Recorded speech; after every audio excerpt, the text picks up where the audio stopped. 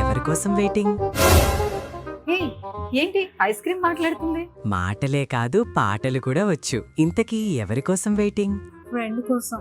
Friend వచ్చేలోపు నన్ను complete చేయొచ్చుగా. ఓ, మరి ఫ్రెండ్ వచ్చాక ఏం చేయాలి? అప్పుడు ఇంకో ఫ్లేవర్ ట్రై చేయి. హలో, డెజర్ట్ ని డెజర్ట్ లాగే తినాలి, డిన్నర్ లా కాదు.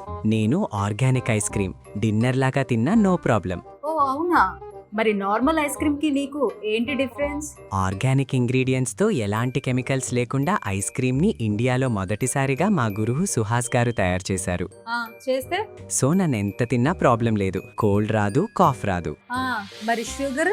రిఫైన్డ్ షుగర్స్ కాకుండా natural sugars like organic jaggery, దాగమిశ్రీ, కోకోనట్ అండ్ పామ్ షుగర్స్ తో చేశారు. అయితే హ్యాపీ. అయితే ఇంక నువ్వేం మాట్లాడద్దు, నేను ఫుల్ గా ఎంజాయ్ చేస్తా.